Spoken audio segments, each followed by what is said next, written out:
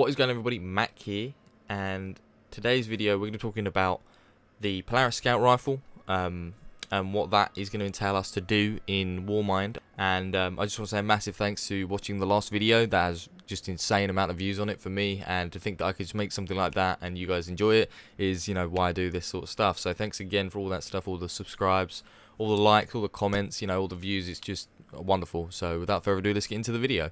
Okay, so here we are. This is the second step to the Nascent Dawn questline. Now this will refresh every week. You'll come to Anna and she'll give you another thing you have to do. And yeah, so you know, the first thing we need to do is javelin kills. So if you haven't started the Anna questline and you think it's going to lock you out or it's going to give you certain items, it does give you some powerful engrams at certain loot, but you need to understand that they are just going to be at 340. You don't really need to worry about it.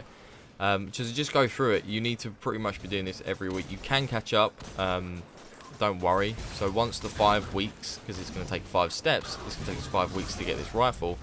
You guys can actually, you know, if you miss 2 weeks, for example, we haven't got time to do it, you can just pick it up and do all of the weekly steps. So say we're on week 4 and you have only done week 1, you can then go back and do 2, 3 and week 4.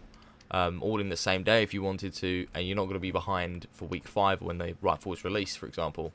There's nothing you really need to worry about. Now, the way that I'm going to probably do this off screen, but the way I will probably do this, as it asks you to get some javelin kills, is I've got enough armory codes here. Make sure you've got enough armory codes just in case you muck up or something like that. Being a hunter is probably the best just because you can tether, but you should be able to get the javelin kills like you need here. 25. Whether or not you can do it in one is a question, but definitely activating a protocol is probably the best thing, just because you're going to get a javelin straight away. There's no point waiting for the war stat to drop. I'm not really worried about finishing this, so let's just pick up that. I come on now. Right. And just go ham on them. Like that. Just kill you.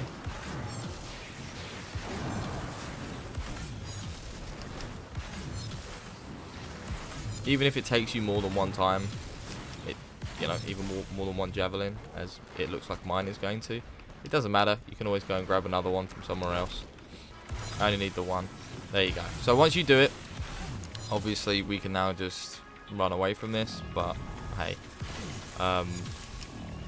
my best tactic is definitely doing this. Make sure you got some armory codes, like you just saw. I got 24, so I had to waste another armory code just to get 1. It's definitely worth doing this just to get it done. The next step. Let's go on to the next step.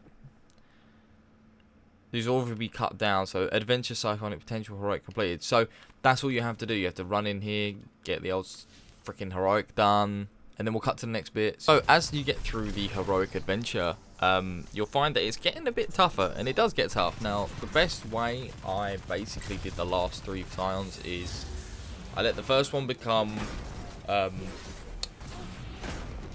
like super dart, for example. I let him become a flyer, and I just killed him with my super, and then I used my hard light to just knock down his shield every other time to get that bonus damage. So it didn't really matter what flavor each scion was, I was able to do it.